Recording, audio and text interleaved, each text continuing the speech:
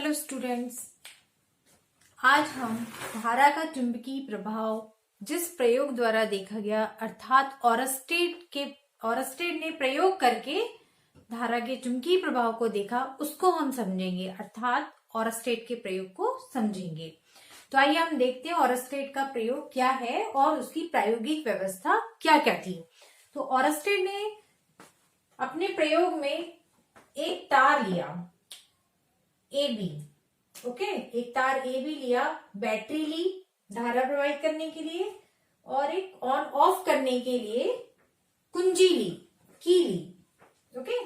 इसको नाम दे दीजिए बैटरी बी, ये हो गया की के, और इसको तार के सिरों के बीच में जोड़ दिया। तार के साथ में श्रेणी क्रम में बैटरी जोड़ दी और साथ ही कुंजी को कनेक्ट कर दिया। सर्वप्रथम उसने ये हो गया आपका सर्किट डायग्राम हो गया। ये तार हो गया आपका ए बी, तार हो गया एक सुचालक तार या चालक तार, इसके सिरों के बीच जोड़ दिया उसने बैटरी और ये कुंजी होगी। अब इसी तार के समांतर उसने चुंबकीय सुई रखी, मैग्नेटिक निडल, ये इसने चुंबकीय सुई को रखा, बिल्कुल तार के समांतर रखा। क्या देख रहा है कि अभी की जो है वो ऑफ है, यानी खुला परिपथ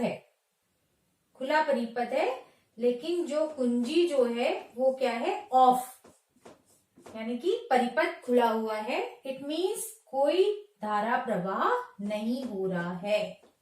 तो उसने देखा धारा प्रवाह नहीं हो रहा है, तो ये चुंबकीय सुई जो है वो तार के समांतर है। तो उसने सबसे पहले प्रयोग में कुंजी को ऑफ रखा, यानी कि धारा प्रवाह को शून्य रखा, तो सुई में भी विक्षेप कैसा था, शून्य था। तो उसने ये प्रेक्षण लिया। फिर उसने क्या किया, ये कुंजी को दबा दिया मीन्स तार में धारा प्रवाहित करी। ये की जो है इसको प्रेस कर दिया। ये देखिए सर्किट डायग्राम हो गया आपका, बैटरी कुंजी। अब ये कुंजी को दबा दिया तो तार में ये पॉजिटिव टू नेगेटिव, तार में धारा प्रवाह हो गया। तार में धारा प्रवाह हो गया तो उसने देखा कि सुई जो ऐसी थी वो अब विक्षेपित हो गई। तो उसने अब इसमें क्या किया, सेकंड टर्म में क्या किया उसने, तार में धारा प्रवाह किया, तार में धारा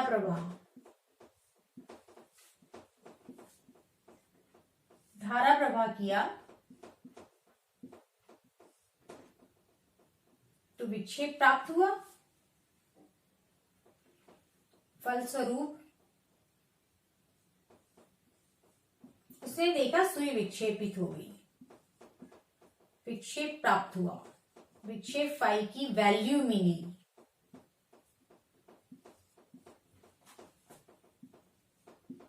या सुई विक्षेपित हुई, ऐसा भी कह सकते हैं, सुई विक्षेपित हुई। अब उसने क्या किया, धारा को इसी में दो पार्ट किए उसने एक बार। अब उसने धारा के मान को बढ़ा के देखा, धारा के मान को क्या किया, धारा के मान को बढ़ाया। तत्पश्चात उसने देखा कि विक्षेप भी बढ़ रहा है। तो विक्षेप सुई का जो है ये भी क्या हो रहा है, बढ़ रहा है। अब इसने क्या किया, धारा की दिशा जो है अभी इधर से ए से बी बह रही थी, अब उसने टर्मिनल को बदलकर बी से ए कर दिया, मतलब पॉजिटिव टर्मिनल इधर कर दिया, नेगेटिव इधर कर दिया। ये देखिए ये वाला चित्र। अब इसने क्या किया, टर्मिनल को चेंज कर दिया, पॉजिटिव इधर नेगेटिव इधर। तो धारा प्रवाह जो हो रहा था, कुंजी को ऑन, धारा प्रवाह जो हो रहा था अब बी से ए होने लग गया धारा प्रवाह। तो इसने प्रैक्टिकल में क्या देखा कि विक्षेप की दिशा पलट गई। पहले कैसी थी विक्षेप की दिशा, ऐसी थी, अब विक्षेप की दिशा कैसी होगी, ऐसी होगी। तो इसने क्या देखा, धारा की दिशा उलटने पर विक्षेप की दिशा भी उलट जा रही है। अब यहां पर इसने क्या किया, इस वाले प्रयोग में धारा की दिशा तार में प्रवाहित धारा की दिशा बदल दी, तार में प्रवाहित धारा की दिशा उलटने पर या विपरीत करने पर, उलटने पर या विपरीत करने पर विक्षेप की दिशा भी उलट गई, विक्षेप दिशा भी उलट जाती है।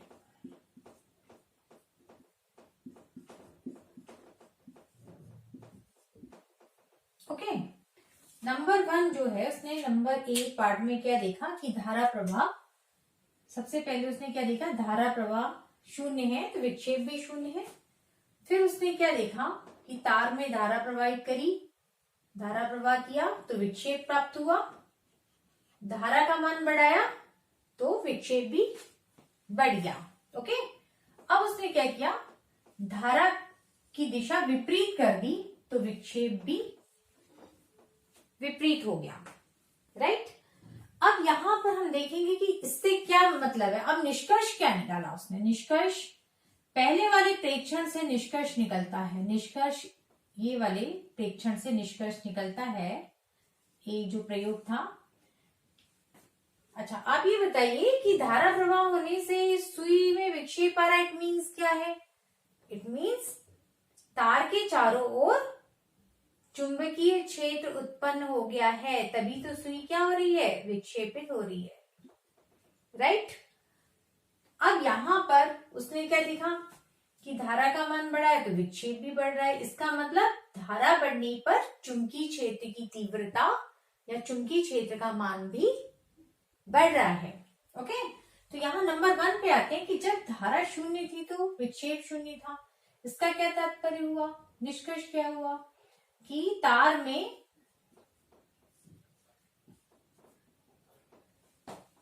धारा शून्य होने पर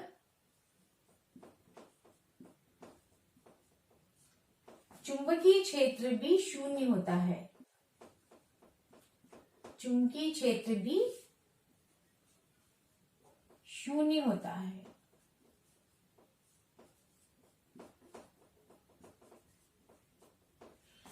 इससे निष्कर्ष क्या निकला, ये निष्कर्ष ही धारा का चुंबकीय प्रभाव कहलाता है। यहां पे निष्कर्ष निकलता है कि किसी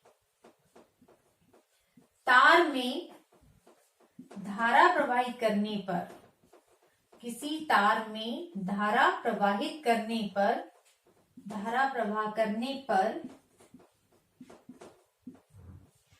उसके आसपास चुंबकीय क्षेत्र उत्पन्न होता है, उसके आसपास चुंबकीय क्षेत्र उत्पन्न होता है। ये वेरी इंपॉर्टेंट पॉइंट है इसमें कि किसी भी तार में धारा प्रवाहित करने पर उसके चारों ओर चुंबकीय क्षेत्र उत्पन्न होता है, यही अब इसका इंपॉर्टेंट पॉइंट है। इसे ही धारा का चुंबकीय प्रवाह कहते हैं। किसी तार में धारा प्रवाह करने पर उसके आसपास चुंबकीय क्षेत्र का उत्पन्न होना ही धारा का चुंबकीय प्रवाह कहलाता है। धारा का चुंबकीय प्रवाह कहलाता है, वेरी इंपॉर्टेंट। धारा का चुंबकीय प्रवाह क्या है, धारा का चुंबकीय प्रभाव कहते हैं। राइट, धारा का चुंबकीय प्रभाव किसे कहते हैं, किसी चालक तार में धारा प्रवाहित करने पर इसके चारों ओर चुंबकीय क्षेत्र का उत्पन्न होना ही धारा का चुंबकीय प्रभाव कहलाता है। बिल्कुल याद रखिए। ओके, और इसमें क्या देखा था कि जैसे जैसे धारा का मान बढ़ेगा चुंबकीय क्षेत्र की तीव्रता भी बढ़ेगी, और स्टेट ने ही धारा का चुंबकीय प्रभाव को दिया। इसे ये मेन है, आप याद रखिए इसे। ओके, अब उसने क्या देखा यहाँ पर, नंबर 3, धारा की दिशा उलटने पर विक्षेप पलट गया। तो इसका क्या निष्कर्ष निकला, सी का निष्कर्ष निकलता है कि चुंबकीय क्षेत्र सदिश राशि है, चुंबकीय क्षेत्र सदिश राशि है यह धारा प्रवाह की दिशा पर निर्भर करता है। यह धारा प्रवाह की दिशा पर निर्भर करता है।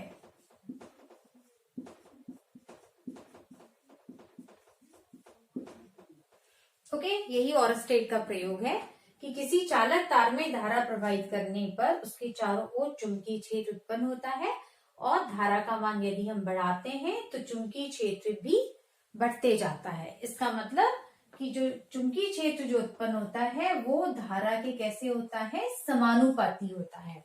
यही ओरस्टेड ने वेरी इंपॉर्टेंट एक्सपेरिमेंट को किया।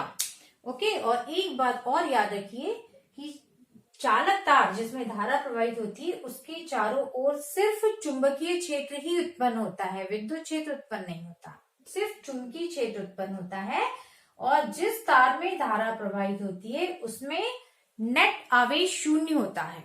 ये बिल्कुल आपका ये एक ऑब्जेक्टिव पर्पज से याद रखिए कि चालक तार जिसमें धारा प्रवाहित होती है सिर्फ चुंबकीय क्षेत्र उत्पन्न होता है, क्योंकि इसमें विद्युत क्षेत्र उत्पन्न नहीं होता है, क्योंकि इसमें नेट आवेश का मान क्या होता है, शून्य होता है। राइट, ये आप बिल्कुल नोट याद रखिए। अलग से एक नोट जो है ये नोट कि किसी तार में धारा प्रवाहित होती है तो ओनली चुंबकीय क्षेत्र उत्पन्न होता है, ओनली विद्युत क्षेत्र शून्य होता है।